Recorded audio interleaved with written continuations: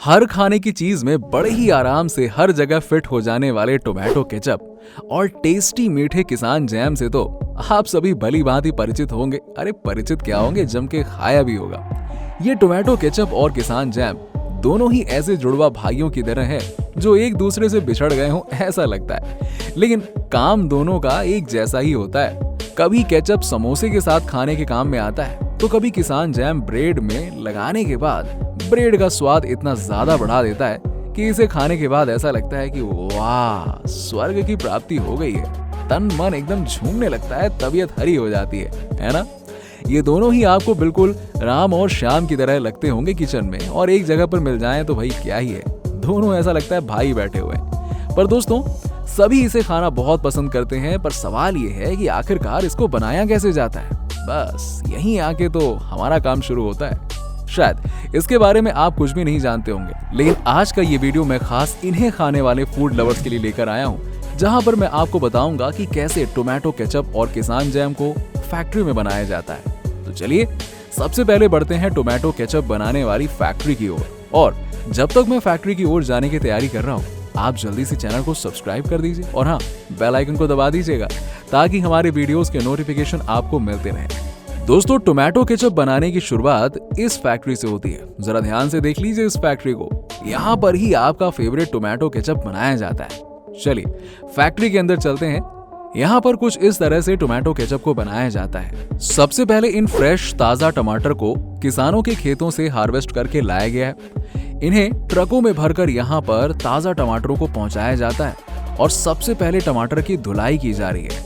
टमाटर को नहलाने धुलाने के बाद इन्हें एक कन्वेयर बेल्ट पर डाला जा रहा है और ये कन्वेयर बेल्ट आगे जा रही है एक और यूनिट की ओर, जहां पर इन्हें फिर से धोया जा रहा है। लेकिन इस बार इन्हें कुछ खास तरीके से इस मशीन की मदद से धोया जा रहा है, जहां पर एक वाटर जेट प्रेशर के साथ टमाटर पर पानी की बौछार कर रहा है ताकि टमाटर अच्छी तरह से धुल जाए और इसमें बची कुची गंदगी और बैक्टीरिया फटाफट टमाटर से बाहर निकल जाए।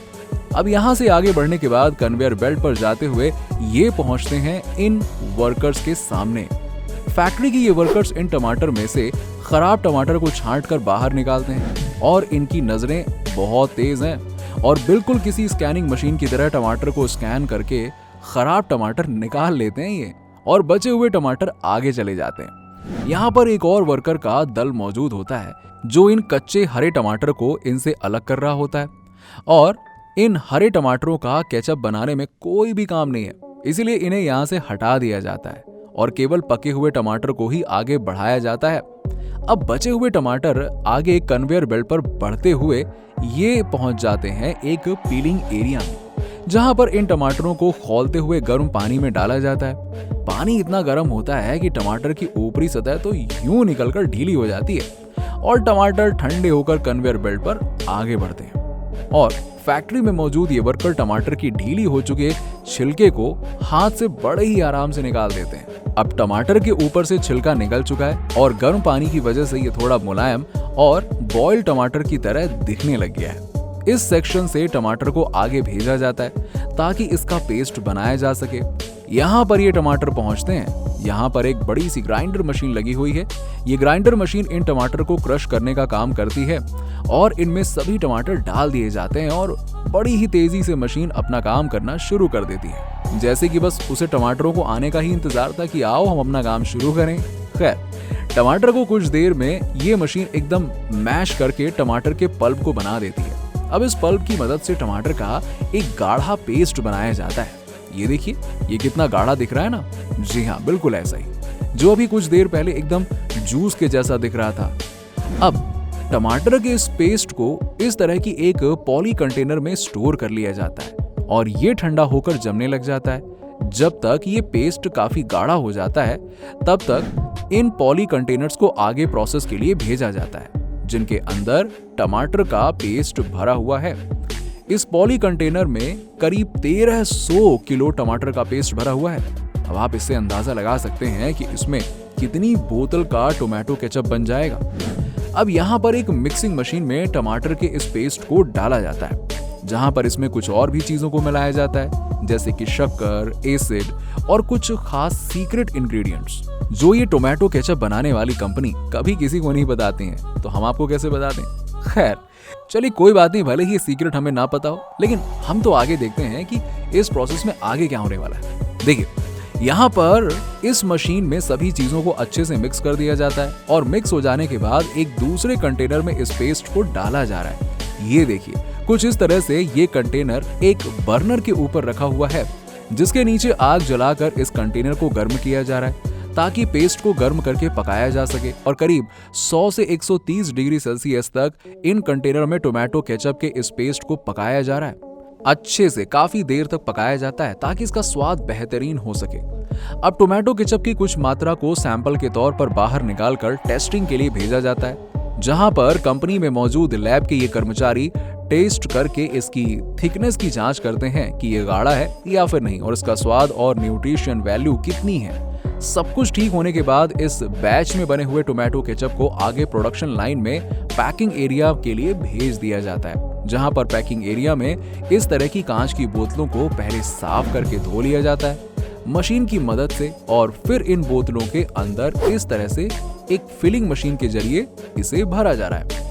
टोमेटो केचप को इस मशीन के अंदर भर दिया जाता है और इसमें लगे हुए नोजल बोतल के अंदर टोमेटो केचप को भरते रहते हैं और ये बोतल आगे बढ़ती है, जहां पर इन पर मशीनों के द्वारा ही ढक्कन लगा दिए जाते हैं। पैकिंग यूनिट की मशीन की मदद से इसमें कंपनी के ब्रांड और एक्सपायरी डेट प्रिंटेड ये कागज के स्टिकर्स बोतल पर चिपका दिए जाते हैं। और अब ये बॉटल्स आगे बढ़ते हुए पहुंचते हैं स्टोर रूम में, जहां पर इन बॉटल्स को दफ्ती के गत्तों में पैक करके रख दिया जाता है। अब आप तक पहुंचने के लिए इन्हें ट्रक्स में लोड कर दिया जाता है, जो जल्द ही आपके खाने की टेबल पर कुछ इस तरह से दिखाई देंगे। दोस्तों ये तो हमारी फैक्ट्री मेकिंग प्रोसेस प्रोडक्ट की पिक्चर का सिर्फ एक ही हीरो था, यानी कि हमारा टोमेटो केचप, जिसके सफर को हमने देखा। पर अब हम आगे बढ़ते हैं और इस पिक्चर के दूसरे हीरो यानी कि किसान जैम को फैक्ट्री में बनते हुए देखते हैं कि आखिरकार इसे कैसे बनाया जाता है। यहाँ पर इस फैक्ट्री में किसान जैम को बनाने के लिए कई सारे ताजा फलों को लाया गया है, क्योंकि किसान जैम अलग अलग फ्लेवर और अलग अलग फलों से बनाए जाते हैं। अलग अलग तरह के किसान जैम मार्केट में अवेलेबल होते हैं। यहाँ पर सबसे पहले इन ताजे फलों को धोया जाता है ताकि खेतों से आई हुई गंदगी को अलग किया जा सके, और अब धुलने के बाद इन फलों को एक ब्लेंडिंग मशीन में डाला जा रहा है। इस ब्लेंडिंग मशीन में फलों को डालने के बाद ब्लेंडिंग मशीन कुछ ही देर में इन फलों का जूस बना देती है। पर ये जूस कैसा है और फलों की क्वालिटी कैसी थी, इन सब की जांच करने के लिए इस जूस से कुछ सैंपल को कलेक्ट कर लिया जाता है और भेज दिया जाता है फैक्ट्री की इस लैब में, जहां लैब में फलों के जूस की इम्प्योरिटीज को चेक करके देखा जाता है और देखा जाता है कि इसमें किस तरह की अशुद्धियां हैं ताकि उसको निकाला जा सके। और यहाँ तो पता हो गया कि इसमें किस तरह की अशुद्धियां हैं और उसे निकालने का रास्ता भी बन जाता है। इन अशुद्धियों को निकालने के लिए फलों के जूस की कई बार फिल्टरिंग की जाती है। जी हाँ, जूस को फिल्टर करने के लिए मशीनों की मदद ली जाती है और इस तरह से मशीन की मदद से इनके अंदर की अशुद्धियों को बाहर निकाल कर अलग कर दिया जाता है। अब बचा हुआ ये प्योर जूस ही किसान जैम बनाने के काम आएगा। इसको एक मिक्सिंग मशीन में डाला जाता है, जहां पर इसके अंदर शक्कर और दूसरी चीजों को मिलाया जाता है और जो इसके सीक्रेट इंग्रेडिएंट्स होते हैं ना, उन्हें भी इसमें मिक्स कर दिया जाता है, जो हमें कभी नहीं बताएंगे ये लोग। अब इन चीजों को मिक्सिंग मशीन में अच्छे से मिला देने के बाद अब यहाँ से इस पेस्ट को इस कंटेनर में डाला जा रहा है, जहां पर इसे कम टेम्परेचर में पकाया जाएगा ताकि इसके अंदर के जो न्यूट्रिएंट्स हैं वो खत्म ना हो और इसका स्वाद भी बढ़िया सा ज्यादा से ज्यादा लाजवाब वाला बना रहे। ठीक है, तो बड़ी सब्र के साथ धीमे धीमे इसे कुछ इस तरह से देर तक पकाने के बाद अब ये काफी गाढ़ा दिखाई देने लगा है। बस यहीं पर इस प्रोसेस को रोक दिया जाता है और फटाफट इस गाढ़े पेस्ट को निकाल लिया जाता है, जिसे कुछ देर तक ठंडा करने के बाद इसे बाहर निकालकर ऐसे ही छोड़ दिया जाता है।